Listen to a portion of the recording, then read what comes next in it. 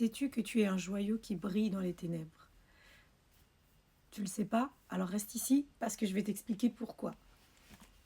Quand quelque chose est précieux, souvent, soit il est jalousé, soit il est convoité, soit il est même volé. Et je veux te dire aujourd'hui que tu as énormément de valeur, tellement de valeur que tu as été dérobé. À qui? À Dieu. Oui, tu as été dérobé à Dieu. Pourquoi je te dis ça? Si on retourne dans le livre de la Genèse, donc au commencement de toute chose, Dieu a tout mis en place. Il a mis le ciel, il a mis la terre, il a mis l'eau, il a mis les animaux, il a tout mis et à la fin seulement, quand tout était en position, Dieu a mis l'homme. Et ensuite, il a ramené la femme. J'avais fait une vidéo là-dessus pour dire à la femme, tu es tellement précieuse que c'était toi l'invité d'honneur qui était attendu à la fin de toute chose pour que tu arrives dans de très bonnes conditions. Cependant, le diable le savait. Et la première chose qu'il a fait, c'est de voler l'homme à Dieu. La preuve dans le livre de Genèse au chapitre 3, la première chose que le diable a fait, c'est s'attaquer à la femme. Il s'est attaqué à la femme et il l'a enlevée. Il lui a menti afin que l'homme et la femme soient séparés de Dieu. Si le diable s'est attaqué à la chose la plus précieuse de Dieu, c'est parce qu'il l'a convoité.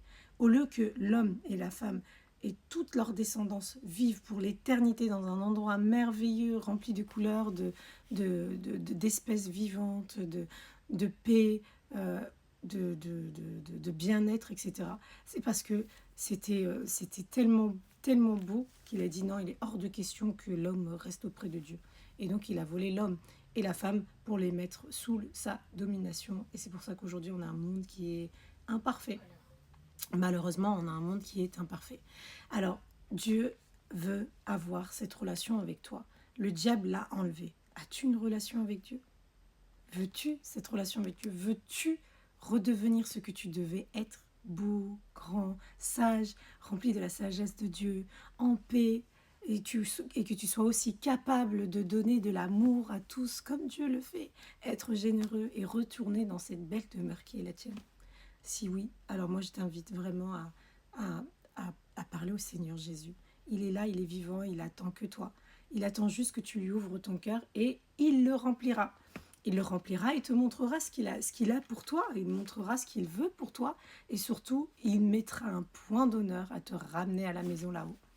Cette belle maison à laquelle nous avons été arrachés il y a très très très longtemps.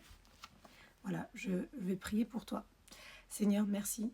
Merci parce que moi, tu m'as réveillé, tu m'as montré les cieux, tu m'as montré aussi ce que tu nous aimais, Seigneur. Tu m'as montré, tu m'as fait comprendre que tu es un Dieu humble et bon. Tu nous as perdus, mais tu feras tout pour nous récupérer parce que nous sommes si précieux pour toi.